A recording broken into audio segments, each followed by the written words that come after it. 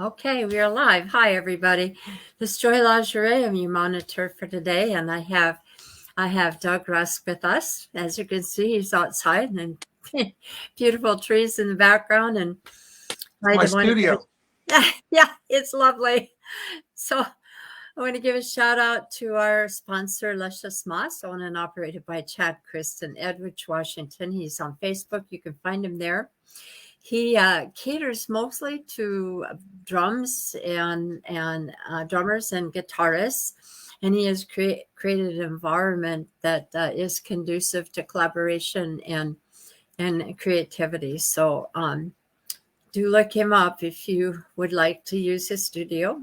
And with that, I would like to know how you got into music, Doug. What was your first experience? Well, ever since I was a little kid, so I grew up basically I was living in Bloomington, Indiana for most of my childhood. So we'll Mhm. say grade school years. And this is, late 60s when my family moved there. So I was about 5, 6 years old at the time. And I think by the time I was 7, I was totally obsessed with the Beatles. And we had a local record store in a good little college town, Indiana University, and there was a lot happening there at that time. But we had a record store, and I can remember my first experience was just going down and discovering these Beatles records. So it was kind of interesting because as I felt like I was discovering them pretty much in chronological order of their records. But it started for me in about 1970. So they had already broken up, but I felt like I followed their whole career because first I was listening to Hard Day's Night and that stuff, and maybe by 1972 I'm listening to Sergeant Pepper, and by 1973 it's Abbey Road, and so somehow I thought I was like following the whole thing, but it had already happened. But anyway, that was my first real experience. So I just got obsessed with music at a really young age. So what was your first instrument and about what age were you at the time? I mean, you don't have to give me an age, but roundabout Yeah, figure. well, I was probably somewhere around 10 when I did get a guitar. We had a small little, I remember it was a little beat up classical nylon string guitar. And yeah, and I made it through maybe 3 lessons, I think, and I just didn't have the patience for it. Um, so I ended up, there were pianos around. Not we didn't have one in our family at the time, but my dad had one, and when my parents were divorced, when I went to go visit him, I noodle around on his piano, and my grandparents the same. And I did that a lot in my childhood, and so I just started picking up things by ear. So I Yeah. think really the pianos was actually the first place where I discovered I could come up with little melodies and figure out approximations of songs that I liked. And at some point, guitar kind of started taking over. Yeah. I what at what age or when at this point did you start gigging live or did you or were Oh you no, no? no, it's funny because in my head I always thought I was going to be another Beatle or something, some kind of rock star, and I was totally obsessed with music, and I got and I kind of slowly developed. I'd say through my high school year. Okay, well, I guess the first gig I really had, now that I remember, is my senior year in high school. So we're Huh? going back 1980, 81. That year, I met some friends of my mom that they had a band, and they lived in Bothell. They were the Dahlquist brothers, and I think some people around know who they are.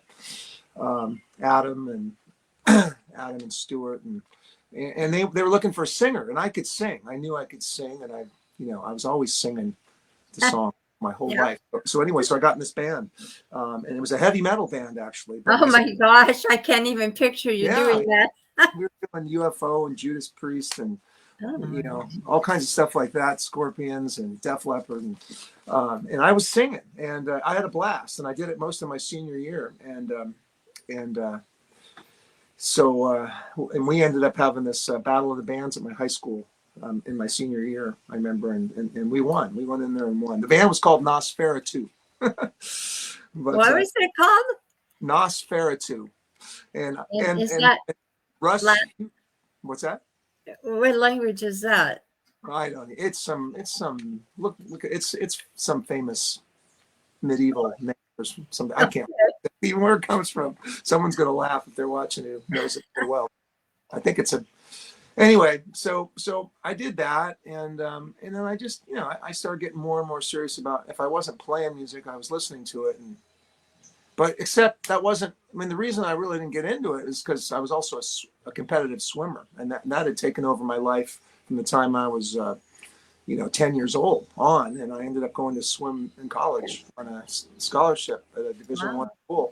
So I was kind of, I didn't really have time to pursue music, but my senior year anyway, I started kind of getting into it, like I said, with playing with this band. At that point, I still wasn't really playing guitar very, very seriously or writing any songs.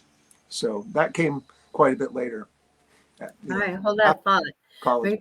We got two commenters on here. Michael McMath, you know him, and he's saying hi to us. And then we have someone who hasn't told me their name. They said, hi, Doug and Joy.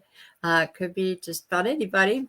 But anybody, please, when you leave a comment, give me your name so we know who you are so we can chat, okay? All right. So we were at where you at. You were in a heavy metal band in high school, but your passion at the time was not just music, but also, Lori Hartman. Hi, Lori. Hey, Lori Hartman. Okay. Good to see you here. So you what was that? Sorry. I said good to see you, but I can't actually see you. Yeah, see her. No, you're here. Well, you can see her in your mind's eye. So yeah, I was in a heavy metal band, but I was listening to other stuff. So I was more into the Doors and the Who, and that kind of more classic rock type stuff, and even getting into the kind of the new wave stuff that was coming out, B-52s and stuff like that. I kind of really got into that around my senior year. So at the same time, I'm singing out there in my heavy metal band, doing Judas Priest and. Were you hitting the high notes? Huh? Were you hitting all those high notes? Yeah, pretty high. I noticed maybe that not all of them. Not Rob Halford's kind of, I think sing more like him now than I could when I was 18. Don't ask me how. I actually, no one's seen me do this, but I do a pretty mean version of "Victim of Changes," which was a classic Priest song from way back mid '70s, and I have fun jamming on that. Like at least weekly in my garage on the electric guitar. I run through that one. Sometimes on my acoustic too. We have another commenter, Will Douglas. He says, sing for us. And then there's a Regina Merritt Farrand, I believe. I changed computers, so I can't read their names. And they say, I love Judas Priest. I think that was Lori's comment. Yeah, Lori has some of the same background, I think, that I do. Oh. And some of the same, I don't know if she was on when I was talking about being in that band with the Dahlquist family, but I think we kind of grew up in a similar time and had, that whole, I'd moved to Bothell my senior year from West Seattle. I was still going to high school down in the south end of town, actually at Kennedy High School in Burien by the airport. But that was because of swimming that I ended up there. But my family moved my senior year, so that kind of opened up a whole new world to me of community, I guess, music community. When I started meeting these, Bothell was kind of a rocking place back then, late 70s, early 80s. Sure. Maybe still is. So Electric Dave says, "Victim of Change, great song." And another user says, "Hi, Doug," but I don't know who they are. So. Two of them said hi, and I don't know who they are, so we're kind of hi, whoever you are. Right, please give your name. I had somebody ask me if you went to high school and if you know someone named Doug McGrew. Doug McGrew. Boy, there's too many Dougs out there. Yeah, I know. I went for a long time without knowing any Dougs, and then all of a sudden I'm at the Oxford a couple times, and there's 3 Dougs out there. Right, as you interviewed one of them recently, you got Doug, Uncle Doug, and Douglas Arrington, and me, and this other Doug that I went to high school with. What was his last name again? McGrew. He's a drummer. McGrew. I don't remember that name. Oh, okay. Well, he said hi anyway. Oh, well, sorry. And I Rosie, got to look up your picture, I guess. Rosie also said Rose. She comes out and There was a sees guy, you all Bill the time. Blackstone, that I know Lori knows. That was in another band when I was in that Battle of the Band. Now he was a year ahead of me in my high school, but we kicked their butt in that Battle of the Band. Just so you know, he was a good guitar player though. All I did was sing. And to see who is this, I can't. I switch. I'm sorry, people, but I switch guitars, so trying to see these words here. Scott and Nadia, I think Nadia, is Scott and Nadia. Nadia. Okay, I think they're and out in Port Townsend. then he said, "Yes, we know Doug McGrew." Lori said, and Rose said, "Hi, it's Rosie." She comes out to watch us, and I think that's it. I think we're caught up. So you got some response there. I think people like some of that music and probably like yours too. So moving on to obviously your inspiration was the Beatles, but I'm trying to figure out what genre the music that you're writing today really is. I mean, Yeah, me obviously, too. yeah. I don't People know if ask it's me, country or what. I don't know. I hate labels, Yeah. and I do have a wide Categories. range of influences. So I mean, I everything from classic rock to the stuff in the 80s. There's a lot of good stuff there, the kind of the post-punk era and the new Yeah. wave stuff. And when U2 started, of course, a lot of those bands ended up becoming classic bands. But and heavy metal was in there too. Lots of there's so many. The whole 90s, the whole grunge scene. I was big Soundgarden and Nirvana, Screaming Trees, that kind of stuff. Really into that, and just so much good music out there. So I feel like I've been influenced by a lot of it. So I mean, I hear little bits and pieces. I might be playing a mellow acoustic song that people might call folk, and in my head, I'm hearing something that reminds me of a Judas Priest song, or and Yeah. maybe Beatles at the same time. So um, yeah, Yeah. I got it. my real big influences though probably you know I kept coming back to the Beatles and Paul McCartney. It was just I love that early Wings stuff too. The Band on the Run era. It was always obsessed with him. I love John Lennon stuff too, with the Beatles in particular. But then I got more into harder rock and Led Zeppelin, and the Who was big. Pete Townshend's one of my heroes for sure. Paul Westerberg, the Replacements from the Minneapolis scene in the mid '80s on. Totally got into that music scene, and that's been a big influence. So there's quite a variety of stuff I think that finds its way into my music. All right. So you're not going to believe this, but I really never listened to rock. I mean, obviously, things that came on the radio or whatever at the time I listened to. I'm from the Midwest, so um, I was, polkas and. Oh, you're from the Midwest. I was from the Midwest too. You can't use Are that. you really? Oh yeah, Where? I was saying I grew up in Bloomington, Indiana. Remember? Where? Where? Bloomington, Indiana. Oh, that's right. Yeah, Yeah. that's where I grew up. I lived there from age 5 to 11, and then I was back there for another year at 14. It's kind of a long story, but I kind of moved around a lot. But then I Yeah. ended up in Seattle. I ended up in Seattle in the summer of '77 before I started high school. That's when Ah, we okay. finally ended up here. Well, they had a lot of different things that we didn't necessarily have in the Midwest. I mean, my whole influence was the pop stuff, pop radio and folk music at the time, which now a lot of it's become Americana, and the things that we call rock are now God only knows. I mean, Yeah. the Beatles have sort of slipped over in the country too. So, I don't know. Anyway, I think the stuff on the radio, that's another, you just reminded me of something. When you talk about pop, I mean, back then, what you heard on the radio and what they called pop was not just, Britney Spears kind of music. It was, it was actually Todd Rundgren and so much stuff there, melodic, I guess, some of that early '70s yes. stuff that was on the radio was a Right. huge influence on me. And we did a lot of road trips in my family. And the big one was when we moved out to California when I was 11 or 12. But Wow. um, I just remember the radio on the whole time and just the music of that time. Or it could be Glenn Campbell, whatever. I just fell in love with all kinds of popular music at that time. And of course, Right. like they covered a lot more. Pop was covered a lot more genres Right. back It then. did. What we And there call were crossovers too. yeah, Back so and much forth. more Yeah. crossover, I guess. But I never really got into the stuff that they had in the 70s, 80s, and 90s here, all the big bands like Alice in Chains. I didn't even know what this stuff was really, and other than what I heard on the radio that made it through, until I heard Lynn Sorensen at Dave's in Milton. And I said to my husband, "Oh my God, what have I missed here?" I Yeah, mean, it was a big thing. yeah, I had yeah, just moved back to the area actually because I had been training actually the summer of 87, 88. I was still swimming. I was training for the Olympic trials.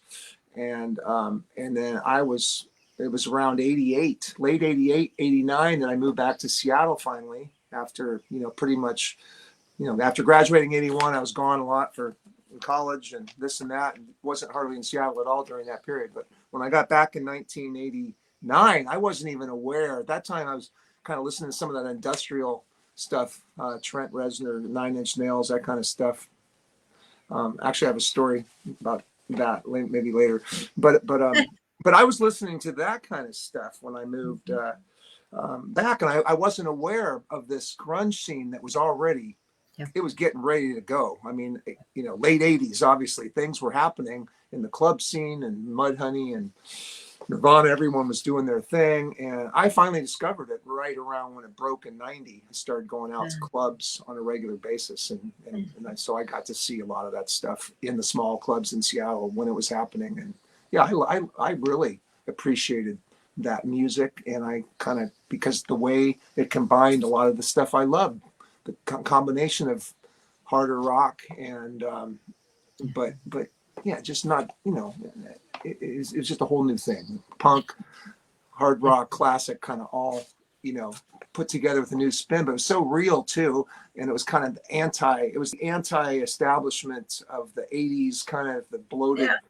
the bloated, Journey tours and Foreigner Sticks, all that stuff, which all has, I've listened, I've seen all of them in my life and liked all of them at one time or another. But the 90s stuff was so real to me when it came out, and it spoke to me, and it and obviously spoke to a lot of people. It just kind of blew up the whole music scene then and changed the course of hard rock for sure. So when did you start writing? And obviously all this was going into your brain. So somewhere or Yeah. another, something was churning. When did you start writing uh, some of the stuff that you have today? And I really don't know anything about your songwriting background. It was about 1990, the same time when I was discovering the whole grunge scene in Seattle is when I started writing my own music. And it was kind of ironic because I, I felt like, well, at the time, what was my point I was going to make? I started writing songs in I was starting my coaching career at the same time. What happened is I had a desk job for about 1 year working with a coat and tie. I was like 24 years old, 25 years old, just a year out of college. And I hated it. And I started thinking, I got to do something where I can spend time doing music. And I wanted to do triathlons, different things like that. I ended up getting a coaching job swimming in 1990, thinking, okay, well, this will be low key. And I've got a lot of swimming experience. I had a little coaching experience already too. And I'm thinking, okay, well, this will enable me to have a music career maybe. Well, anyway, one thing led to another, and I got totally consumed with coaching. So during the first 7 or 8 years of my coaching career, that was the same time I was really getting serious about writing songs. Is that, sure, someone's got a chainsaw next door. Is that too loud here? I can't hear it. Okay, you can't hear it? Good.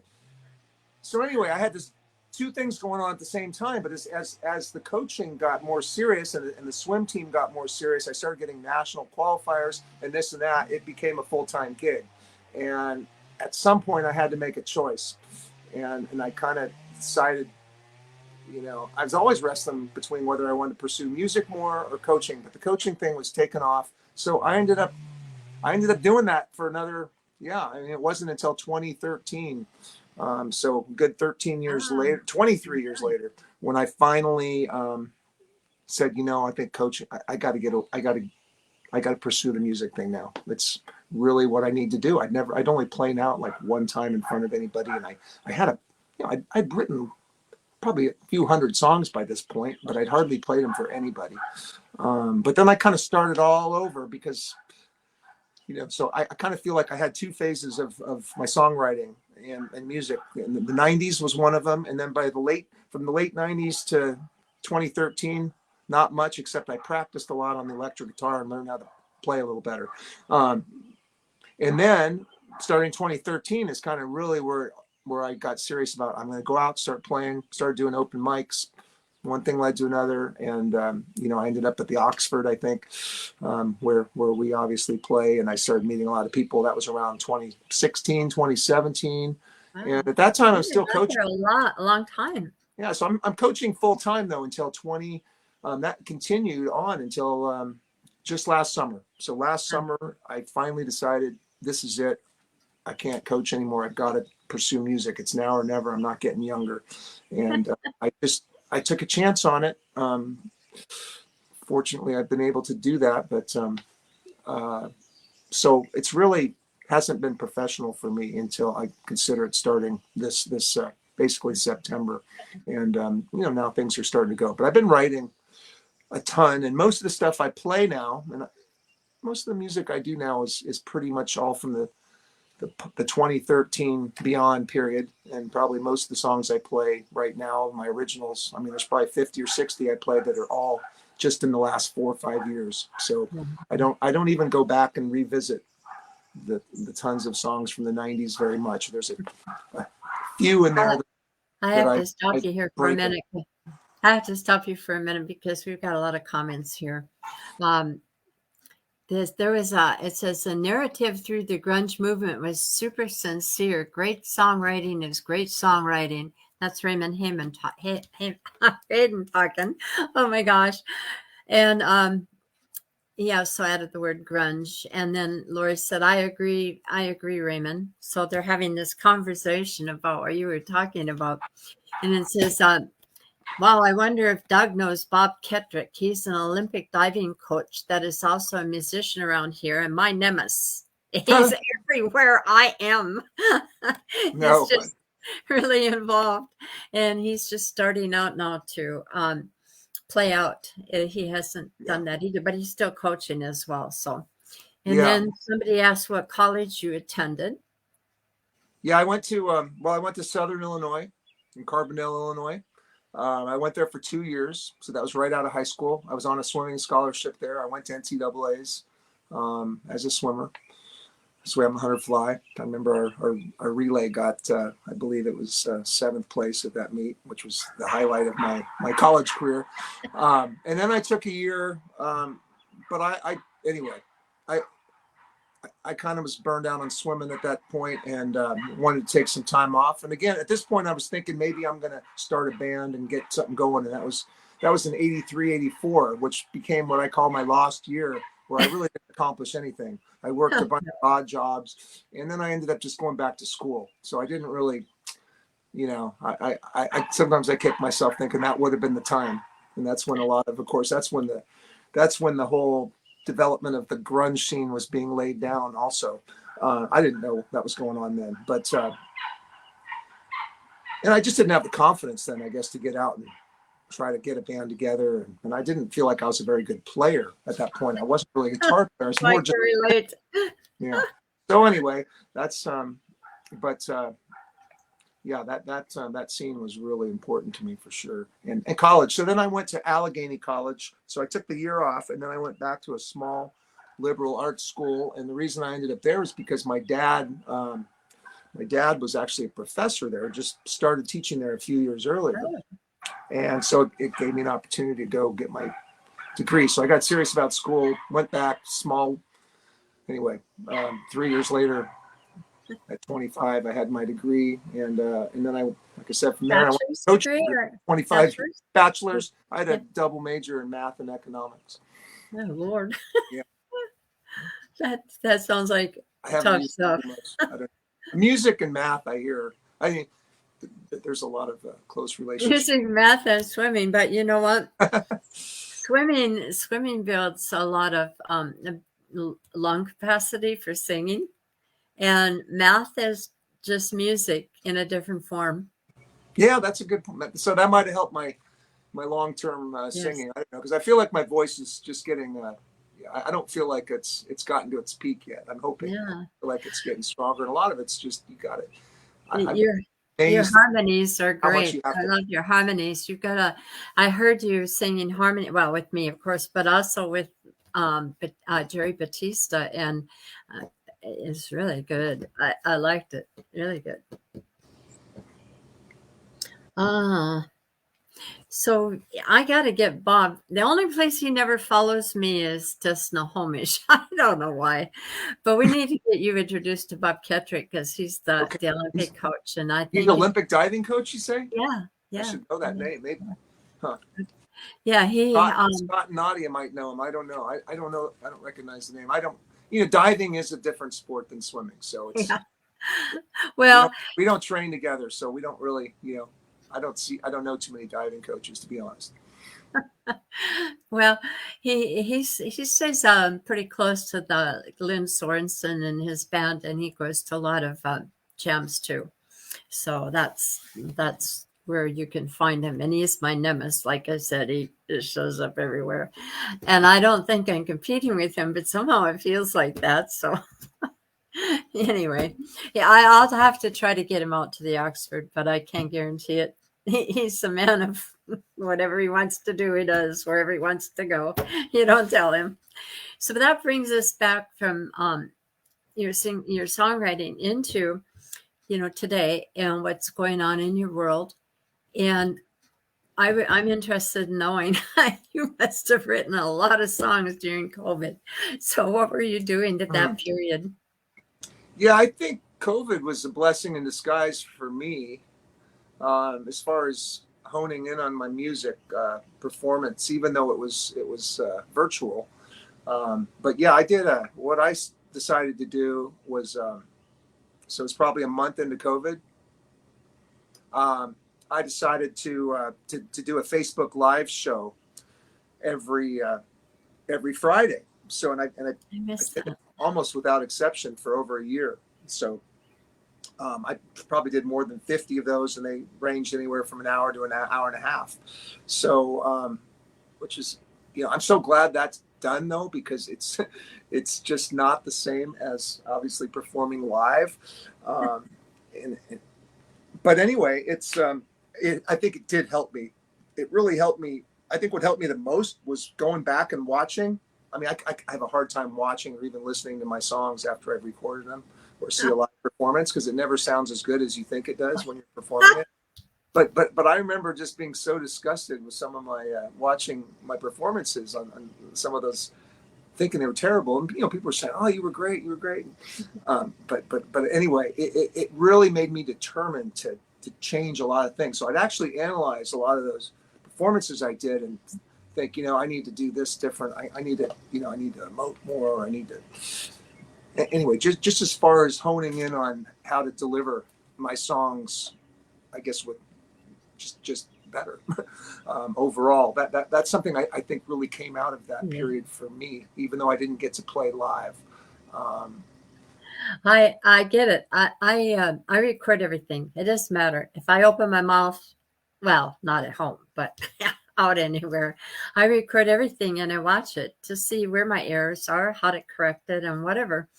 And let me tell you something. In the beginning, oh my God. I mean, I cringed. I literally cringed. I had the hardest time.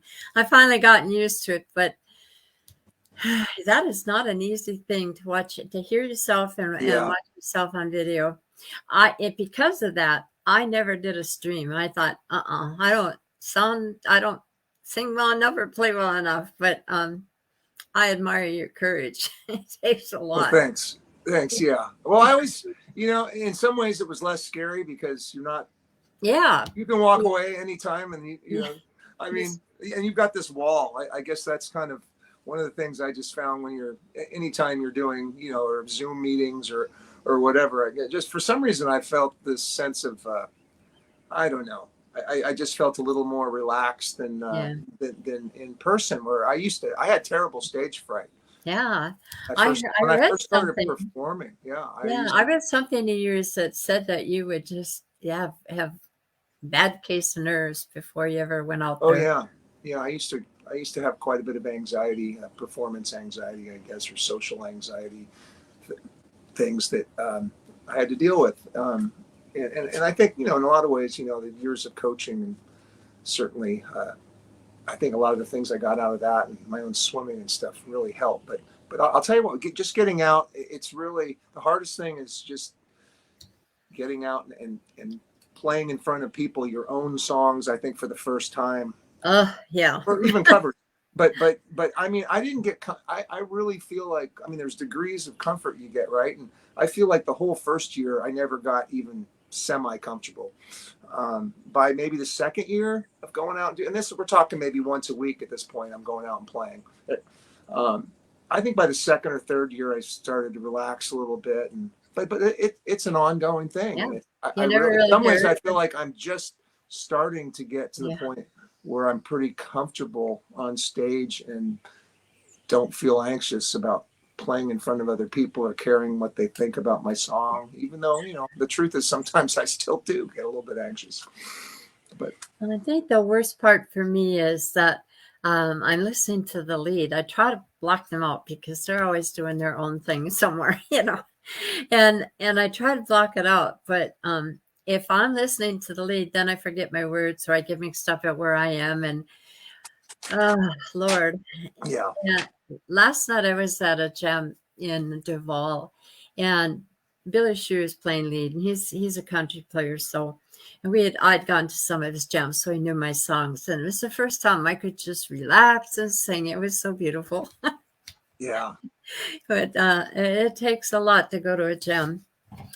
Doggone, I thought I shut my phone off, but it's Yeah, it's a really good feeling. There's a point, I think, where you have to make that transition between where you're just kind of going through the motions because you just want to make sure everything's right and you don't make any mistakes, and that's what you're worried mostly about, to that point where you actually feel like you're in command of the yes, song you're performing, and you can deliver it, with the emotion you want and all that. In other words, you got, if you're thinking about the wrong things, it's like when it's like when you give a speech or something, if you ever done that, if you're worried about what other people are thinking, you're not giving a good talk, right? But if you just are totally into what you're doing and focus on what you're delivering, and it takes so long, I think, as a musician to get to that point, maybe when you're especially playing solo in front of people where you feel like you can do that. Yeah.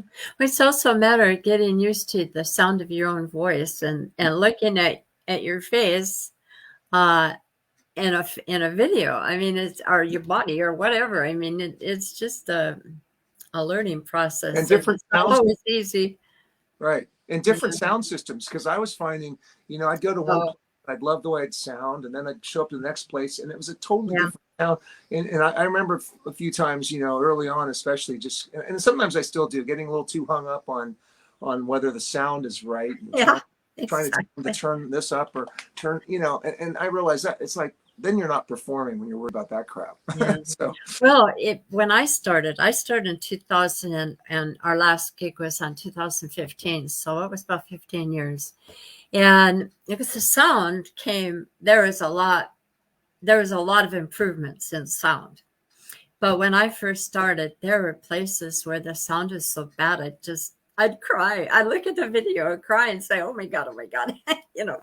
But yeah, that's improved a lot. And my husband's a sound man, and he's done it for big concerts when somebody's sound person doesn't get on the airplane at the right time and they miss their concert, he would do the sound for them. And so I've got a very sophisticated sound ear, and it really does make a big difference, because if the sound isn't right for me, it takes my throat. It takes away my singing ability. I can't it makes me really hoarse, or it simply can't sing. So today it's gotten very, very important to me. And I think that a lot of people out there don't have that developed sense of what you're actually hearing through your monitor and how to correct when you're listening if Right. that sound isn't where it should be. Yeah. Yeah. 100% right. I've been through all that. Yeah. I think everyone, yeah. I mean, yeah, we all have been through that for sure. And we're Yeah. still, I don't feel, I feel like I'm just still in the earlier stages, or possibly getting to the middle of my music journey, wherever it's going to take Yeah. me. So I still feel like I'm just, I'm just trying to figure stuff out. So when you have your gigs, do you have your own sound system with you, or do you have to use theirs, or how's this working out there for you? Yeah. So I do most of the gigs I play, and now I'm getting pretty consistently at least a couple gigs a week at, wineries, breweries, those kind of places mostly. I did a farmer's market this weekend, which was a lot of fun in Woodinville. Yeah. But yeah, so I've got a little sound system. It's very simple. That's the nice thing about just being me and my acoustic guitar. It doesn't require much. So Yeah. I use a little Fishman amp that has 2 channels. Is that like a bus gramp? Is that a Well, bus gramp, a little tiny bus gramp? yeah, basically. It's That's like what I have 2 too. little speakers, but the good thing you got a channel for your mic and a separate channel for Yeah, your I have that too. instrument, and you can put some effects on it. Yes. So one thing I found out really early on is recording myself. And one thing that drove me crazy when I did the live shows, I honestly could not figure out how to put any effects on anything. So everything I did was totally dry. So I'm going right into my iPad. Basically, I wasn't even plugging anything into my iPad. I'm just using the whatever the internal mic, going straight in. And as you know, I mean, you would never hear a song on the radio that's recorded completely dry, right? You need a little bit of reverb, a little bit of maybe chorus or echo or something. So anyway, so this little amp that I use has all that, and I've got a little bigger setup. I've got one of those tower, what they call them. Some of them call them glow stick things. The little thin speaker tower for bigger, like what I used at the park. That's got the subwoofer. Yeah. So, but anyway, I've got a little simple system. That's pretty much it. Nothing fancy. Yeah. I use GarageBand, the free app that I downloaded. I don't know. It's probably an old version. Yeah. 2014. I know that one. I use that. So the recordings that you hear when I put recordings out there, I just use that little thing, and all I do is I'm not using any of their. Well, they have some effects that are helpful. I just use the reverb and that kind of stuff. And then, but the cool thing is you can multi-track on there. So I am able to like a couple of the songs I just recently this last week posted on YouTube, singing to myself and Dynamite. I mean, I was I record one track, just me on the acoustic guitar. That's at one, and then the second. Then I'll add I've been adding a bass part. It's been fun, just getting back to playing bass. And then add maybe a background vocal or 2. But it's a pretty simple process, and I don't know how the quality is for beyond what I'm doing. That brings me to a question. How many instruments do you play? You just said guitar and bass, electric guitar, acoustic guitar, and bass. Yeah, I'm finding the bass. I've had this bass sitting around forever because I started recording with it in the 90s, and then I never even touched it for 20 some years. But now, the more I feel like I've been becoming a lot better guitar player in the last 5 years as I've been playing out, and it kind of forces you to, I think, Yes. right, when you only have one instrument. So I think the bass is just kind of a natural extension, at least for me, of I find it's pretty easy to now come up with a bass line that works, but I've never actually played bass for anybody else or other than just a recording or 2. So yeah. When you were in the rock band, did you play at all, or No, I just sang. You frontman, singer? No, I just pranced around like tried to be Robert Halford from Judas Priest. If anybody can imagine that. People said I did a pretty good Halford at that time. But anyway, no, I didn't have to worry about that. I had other guys, the Dahlquists, and this guy Russ Huber, who was our lead guitar player, was a real good guitar player. And then Adam Dahlquist was on drums and Stuart Dahlquist on bass. And they went on to do a lot of music stuff later. Got in some big bands in the 90s, the Hungry Crocodiles. And Some people out there probably heard of them. I know that was Stuart and Adam were in that band. I think that was their biggest. I've never heard it. Hungry Crocodiles. But anyway, I haven't talked to those guys in a while. But they all were a very musical family, and the father was the art teacher. Paul Dahlquist was the art, was it art or photographer? He had a photography class in maybe it was art also at Bothell High School. So I know that's where a lot of these people in the Bothell community knew him and had classes with him. But anyway, I play piano a bit, but you mentioned that. Not the same level, but there's, I've got like a handful of songs I can play pretty decently. Like I'll do Let It Be, and I think they're all Beatles songs. Imagine I can play, and Let It Be, and Hey Jude. I can do some basic chords stuff on the piano, but that's about it. So mainly it's just guitar is what I spend most of my time doing. Yeah. So looking back over your, you had two passions clashing with each other. You had swimming and you had music. Looking back at all of the things that you've done until now, when you're out gigging independently without a band, but yourself, can you give me an idea of whether you've ever had any aha moments and said, wow, this is really something, and it kind of confirmed your belief in yourself about your music? Yeah, I think most of them have come in the last couple of years. Yeah. But I just feel like I think between the connections I've made in the music community, and a lot of those, I think I honestly have to say I made at the Oxford Saloon, because give a plug to the Oxford. So many great people, including yourself, that I've met. Thank you. Lori. I know about that. And that's where I first met Brad. Brad Russell had a thing there back then, and then but he left and started another jam over at Maltby Pizza, and he invited me to come play there. And so for about a year or so before COVID hit, that really was also, he would bring a crowd of people in every Wednesday to Maltby, and he would ask me to get up and play for half an hour. Wow. Yeah, so it was great.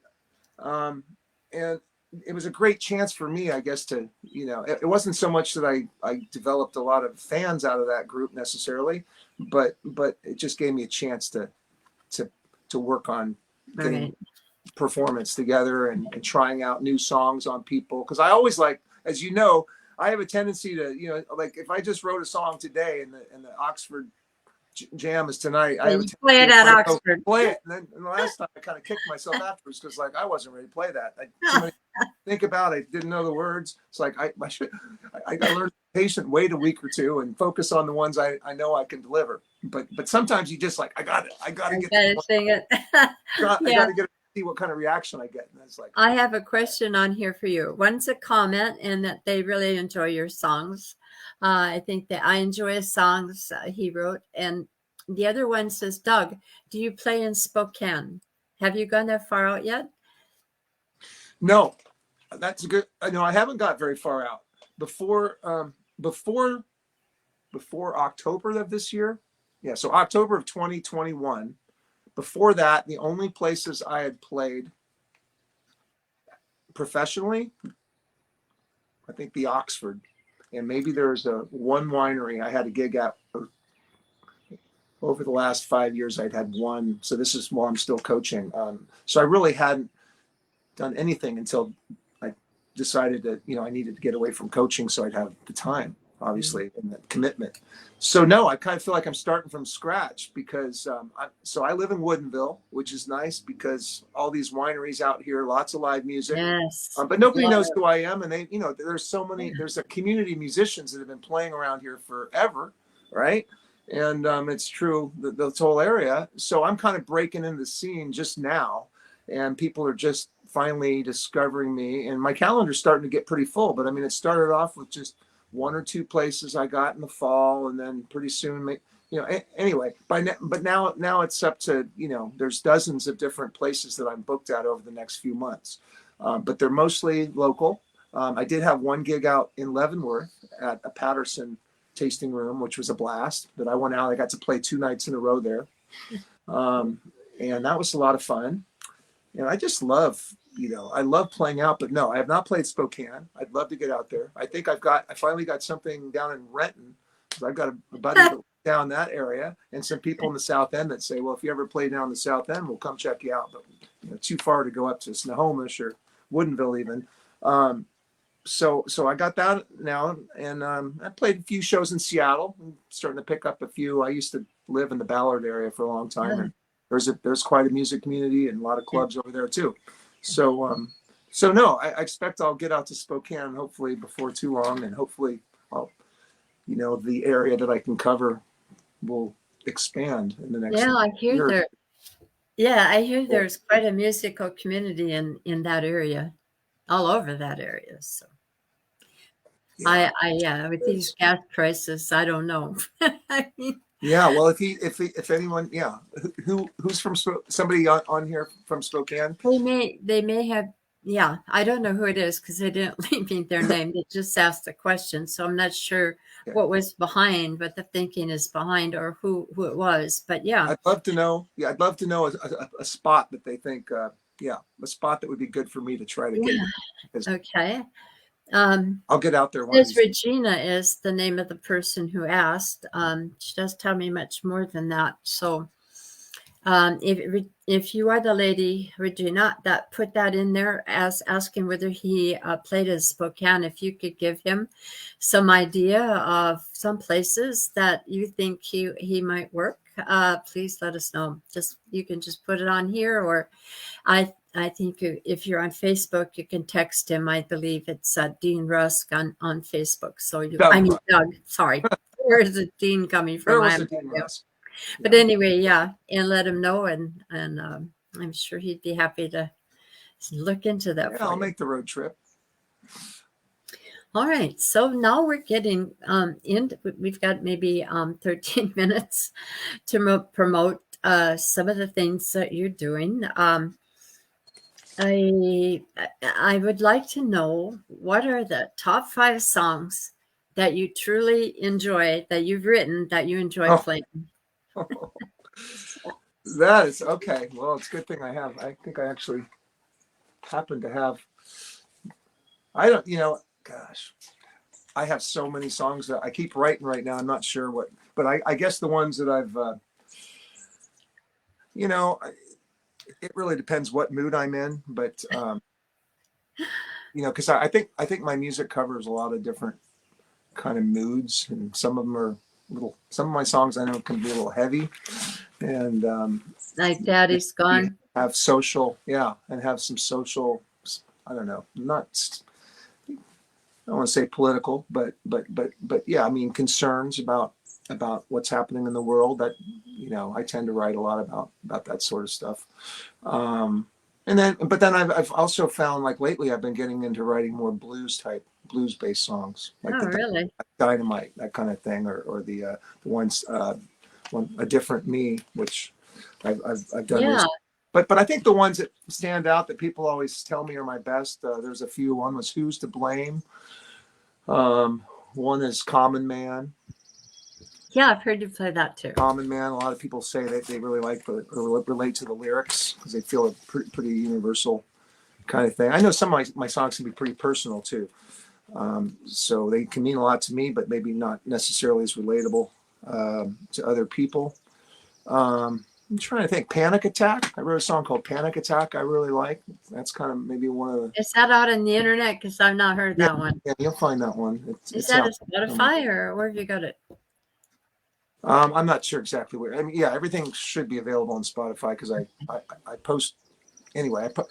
But YouTube, between YouTube and Reverb Nation is the best place to start if you want to find my music. So that's reverbnation.com. Look, Reverb Nation, Doug Rusk. That is what I consider my music page. I do a press kit from there, which includes lots of my videos and songs that I've recorded. Yeah. So that's a very nice press kit too. I like what you said on it. I'm really liking a couple of my new songs. I guess but I feel like they're not time tested yet, right? Or road tested. and so it's always the ones I've just written that I tend to like the most at the moment. But then over time, they might drop off the list. So I guess, the one that keeps coming back though are ones like Common Man, and there's a few, Panic Attack. There's Escape Route. I like Escape Route Troubled too. Thoughts. Yeah. What was the last one? Oh, Troubled Thoughts was one that Troubled Thoughts. I've not heard that. Yeah. There's Okay. anyway. So Yeah. if you were going to give new singer-songwriters some advice about how to write a song, I mean, everybody has a different method Oh, of right. yeah, and you just write. I mean, Yeah. how does that all come about?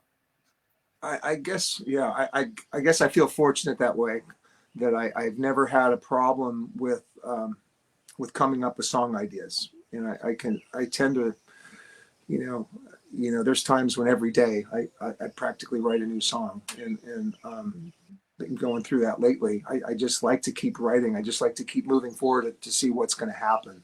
So, I mean, my process is usually I just sit down. Yeah, I sit down with an open, it's like a blank slate, I guess, open canvas, whatever you want to call it, with no idea usually before I pick up my guitar, and I'll just start playing something, and the next thing I know, I'll just come up with some little vocal line that goes with whatever I'm playing. But I'm always trying to like trick myself into doing something I've never done before, or reinvent myself, whatever. I always feel like every time I write a new song, this one is going to be completely different than anything anyone's ever heard before. It's going to blow everyone's mind. So I try to get myself into that frame of mind. So I just kind of start going for it. And then the lyrics tend to come later. Not always, but usually I just fill in the words later.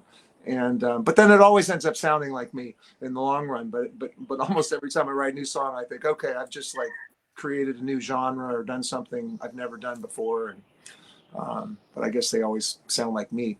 Is what. Well, let's hope you're doing them. But yeah, that's kind of what I do. I don't really. I don't know how to explain it other than I hear a lot of music in my head, and I can.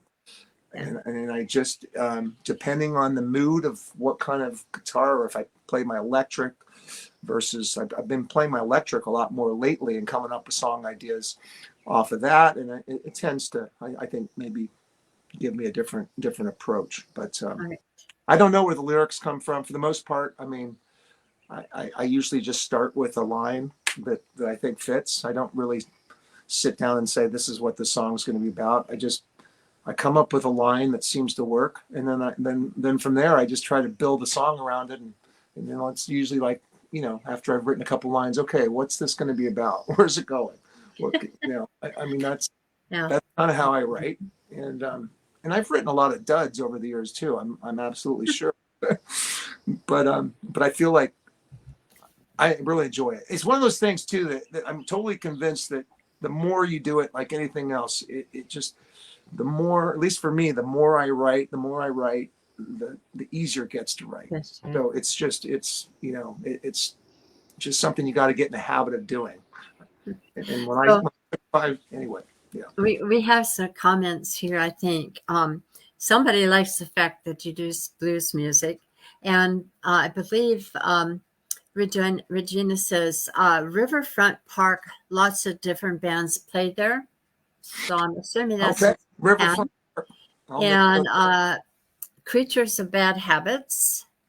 And wait, what's this Creatures of Bad Habits? Yeah, I don't know. I was in a band called Creatures of Bad Habits. Really?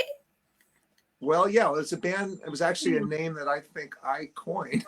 Oh my gosh. Chuck Brewer and Mark Crowder, a bass player who lives out in Duval, and Chuck Brewer, who used to live up here in Edmonds, and now he's down in California. Yeah, I kind of forgot about that experience. So when I first started around 2014, 15, when I first started doing open mics, I met these guys, and we did form a little trio that would play occasionally. So we went out and played a few Starbucks, and I think even a wine release party at San Michelle. So we were called Creatures of Bad Habit. We made a CD even.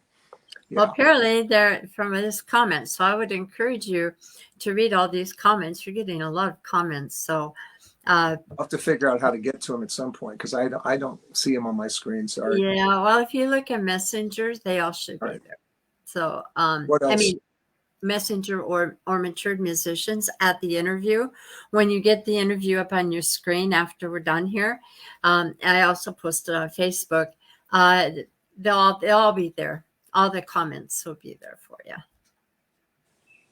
I guess my other advice to somebody trying to, like people who are just starting to write songs, is just, you got to write from your heart. And I know this might sound cliche, but I never try to like, I never intentionally think, well, I got to try to write something that I think other people are really going to like. I mean, I've probably done that on occasion for sure, but I think more and more I found that you really just have to be yourself and not try to copy. I really try not to copy another song or style. And oftentimes I get worried, even if a little tiny part of my song sounds like, it's like sometimes I'll have the song that I've written. And I'm like, I know I've heard this somewhere. I know I've heard it. And but other people say I don't recognize, or I might think, God, this sounds exactly like this one song, and I'll ask somebody else if it sounds like that to them, and be like, I don't hear that at all. So I get a little worried about that sometimes. So anyway, my advice is just write for yourself, and if you, I think what it really comes down to is just the emotion behind what you're writing. I think we all learn that as we're performing. I mean, to get to the next level, and I still feel like I'm trying to get to the next level, you really have to sound like you believe what you're singing, and you really have to deliver it with the right emotion rather than just, I think it took me a long time to actually get to the point where I can do that. And I feel like I'm starting to be able to do that now. And I think that's when people start really tuning into your music and your performances, because they see that you're into it. They can tell that you're into it and you believe what you're doing. And I think that's a big part of it. Okay, so where can I like you to post on matured musicians when you have gigs. All you have to do is go in there and put a post there, where you're going to be. And so what do you have coming up right now? And Oh, okay. Yeah, I can throw you. I got my schedule right in front of me. How do you know? What do you know? I'm playing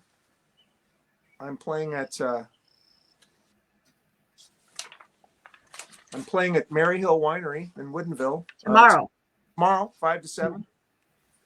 And 5 to 7. yeah, I'm playing Well, which one is it? What is it called? Oh, it's the schoolhouse. It's a really cool place. Mary Hill. Oh, yeah, I know where that Yeah, is. it's a schoolhouse right in the Yeah, Hollywood Square Circle. yeah, right Hollywood by that roundabout. Yeah. Schoolhouse. Yeah, it's a cool place. I played there once before.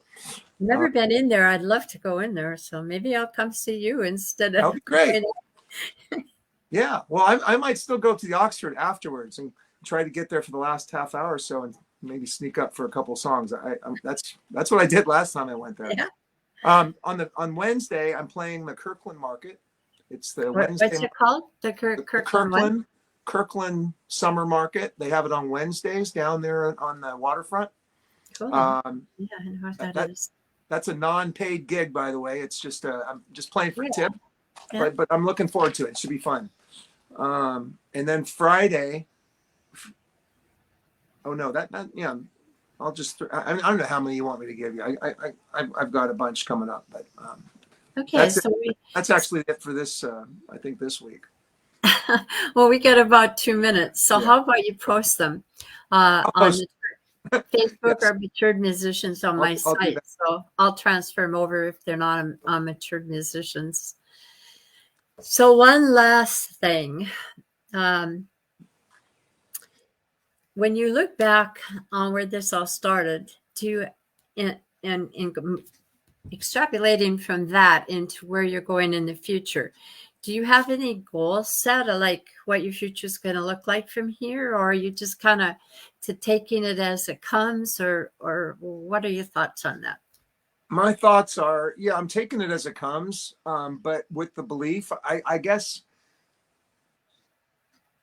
my belief is getting stronger every month, every performance, that this thing is, I guess I like to say this thing is going to happen, which I think was kind of a question mark when I quit my coaching or retired from my coaching career. I'm thinking, is it, at this age, can I really still break into the music scene? And I don't know where. I mean, ultimately, I'd like to be not just playing wineries and be, all that sort of stuff, but I certainly like to be playing at least like some clubs. I think at the clubs I went to in the 90s, the Crocodile, places like that.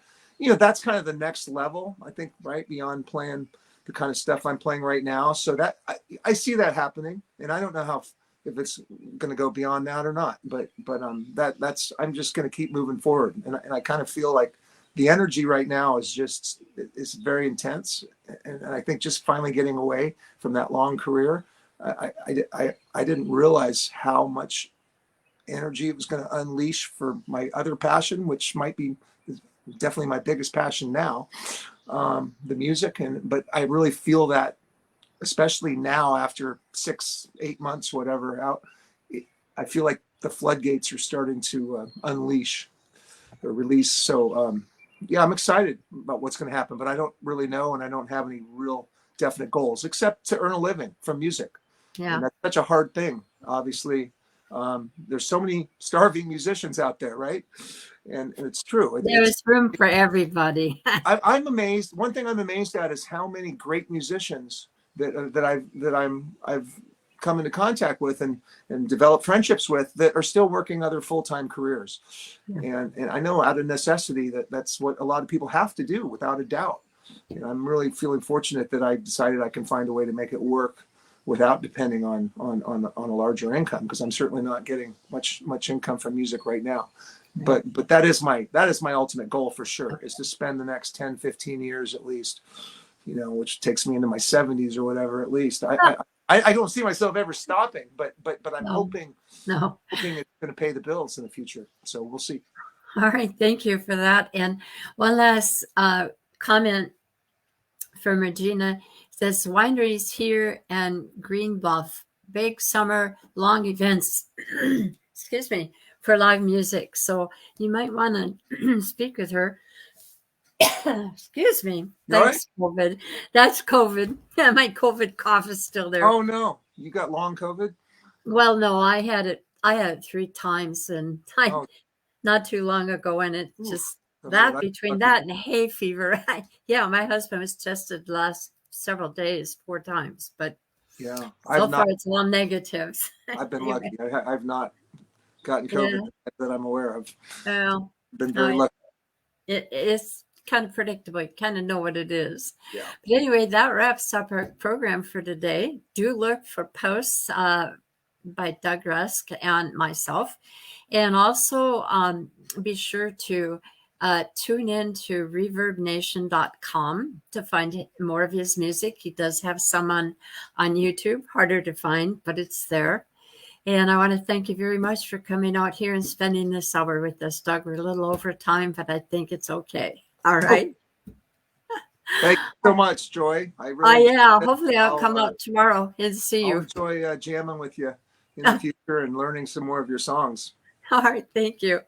All right. That's it for us. Thanks, everyone. Bye. Thanks, Doug. Bye-bye. Okay, so that is the end of our program for today. I truly enjoyed that interview with Doug. And I do want to tell you that, let's see. Right now I got a mental block. But Mr. Lenke, who's also performed out at Oxford, who has quite an interesting show.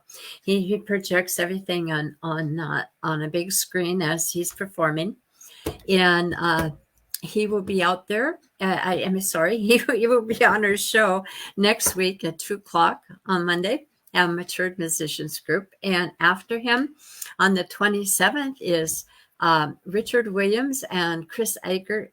They're going to be together on that interview. So that should be an exciting one. So have a good week. Please support local music. And thank you for tuning in today or tomorrow or whenever you tune in. Bye. Okay, let's see if I can shut this thing down. Here we go. Thanks again.